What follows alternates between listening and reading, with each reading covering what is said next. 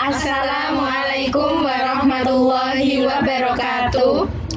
Kami dari kelompok 5 akan memaparkan materi tentang merancang alat sederhana dalam pembelajaran IPA SD kelas rendah. Kami yang beranggotakan Ana Fisia Eka Putri NIM akhir 409, Rizky Ailulia NIM akhir 422, Alma Dwina Vitasari NIM 414, Tirja Widiasari NIM 431, Linda Febrianingrum NIM akhir 474, Aulia Novaizah NIM akhir 439. Silahkan teman-teman dapat menyimak dan memahami materi yang telah kami paparkan dalam video ini. Baik, yang pertama yaitu ada konsep dan fungsi dari alat peraga. Konsep alat peraga merupakan sebuah komponen berupa sumber belajar di lingkungan peserta didik yang mampu merangsang peserta didik untuk belajar. Nah, alat peraga sendiri memiliki fungsi secara garis besar, yaitu yang pertama untuk membantu mengatasi atau memperjelas antara materi yang dijelaskan oleh guru dengan alat yang berbentuk benda.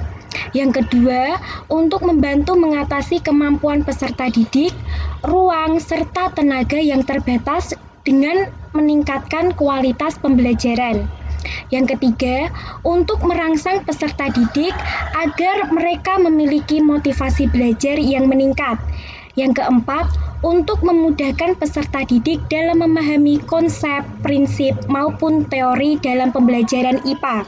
Yang kelima, peserta didik atau guru dapat meningkatkan efektivitas dan efisiensi dalam proses belajar mengajar. Contoh alat peraga. Alat peraga 3 dimensi terdiri dari 1. Realia.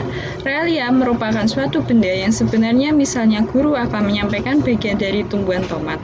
Dengan penggunaan alat peraga realita, peserta didik akan dapat mengamati secara seksama terhadap sesuatu yang sesungguhnya daripada hanya mendengar cerita atau melihat gambar. Yang kedua, spesismen. Spesismen merupakan benda sebenarnya yang telah mati. Maka spesismen tidak dapat menunjukkan sifat-sifat benda yang sebenarnya. Selanjutnya adalah model. Model merupakan sebuah tiruan dari beberapa benda yang sebenarnya. Bentuknya ada yang lebih besar daripada benda yang sebenarnya. Misal model pada mata, jantung, paru-paru, dan lain sebagainya. Sedangkan model pada bola dunia atau biasa disebut dengan globe dibuat lebih kecil dibandingkan pada benda sebenarnya. Kenapa? Hal tersebut karena bisa didefinisikan bumi itu sangat besar dan hal-hal yang berhubungan dengan planet biasanya dihubungkan pada beberapa model yang sangat sempit.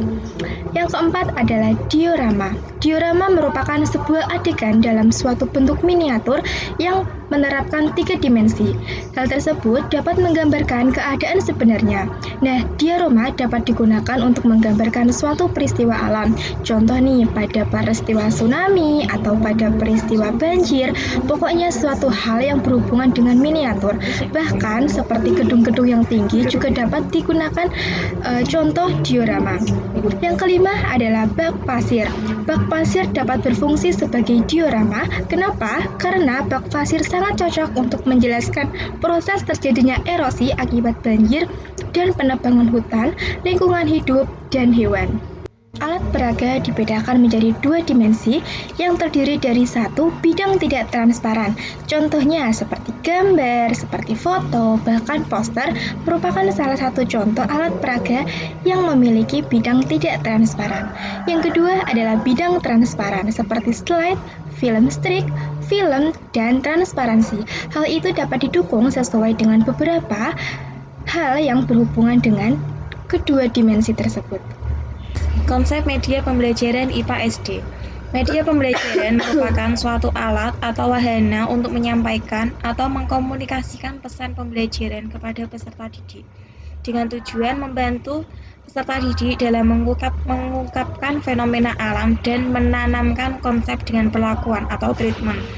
Dengan manfaat mampu mengkonkretkan abstraksi itu sesuai kapasitas kognitif anak-anak SD yang masih bersifat operasional konkret. Materi-materi IPA seharusnya bersifat sederhana dan praktis. Media pembelajaran IPA SD diantaranya benda sebenarnya atau nyata. Yang pertama presentasi grafis, yang kedua gambar diam atau potret, yang ketiga gambar gerak. Dan media audio, yang pertama yaitu pengajaran terprogram atau program instruction, yang kedua simulasi atau peniruan situasi, yang ketiga komputer.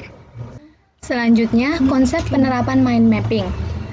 Langkah-langkah membuat mind mapping. Yang pertama, bagian tengah kertas kosong yang sisi panjangnya diletakkan mendatar dengan memulai dari tengah dapat memberi kebebasan pada otak untuk menyebar ke segala arah dan mengungkapkan dirinya untuk lebih bebas dan alami.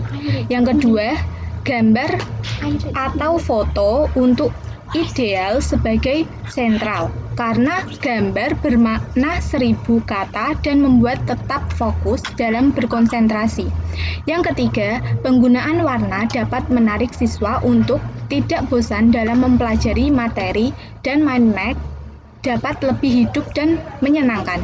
Yang keempat, ada berbagi cabang dalam mind map. Cabang utama dapat dihubungkan atau ditingkatkan secara menurun atau tidak. Yang kelima, terdapat sebuah garis hubung melengkung, sejajar atau melingkar agar tidak membosankan. Yang keenam, terdapat satu kata kunci pada setiap baris. Dan yang terakhir, gambar digunakan untuk pengganti kata agar siswa mampu berkonsentrasi dalam memahami perkata dan otak akan mendapatkan dunia baru dalam mempelajari sebuah masalah. Pengertian komik. Komik merupakan bahan ajar unik. Komik menggabungkan teks dan gambar dalam bentuk kreatif sehingga mampu menjadi sebuah media yang sanggup menarik perhatian orang dari segala usia terutama anak-anak. Tujuan penerapan komik: meningkatkan minat dan motivasi belajar peserta didik dan menjadi pendukung menyampaikan konsep pembelajaran sains. Konsep penerapan dongeng atau cerita dalam pembelajaran IPA SD kelas rendah. Pengertian dongeng sains. Dongeng sains merupakan suatu media pembelajaran bagi peserta didik untuk mengerti sebuah konsep sains melalui sebuah cerita dan penokohan. Tujuan penerapan dongeng sains yaitu untuk merangkai kerangka berpikir anak memahami suatu konsep sains yang disampaikan. Tahap penggunaan dongeng sains. Yang pertama yaitu guru menyampaikan dongeng sains sebagai apresiasi. Yang kedua, kemudian guru memberikan tugas baik secara individu maupun kelompok untuk memahami dan mendiskusikan dongeng tersebut, sehingga peserta didik mengetahui korelasinya dengan konsep sains. Yang ketiga yaitu guru menunjukkan beberapa peserta didik ataupun kelompok untuk maju mempresentasikan hasilnya. Terima kasih telah menyimak dan memahami video yang telah kami sampaikan. Semoga materi yang telah kami sampaikan ini dapat bermanfaat bagi kita semua. Wassalamualaikum warahmatullahi wabarakatuh.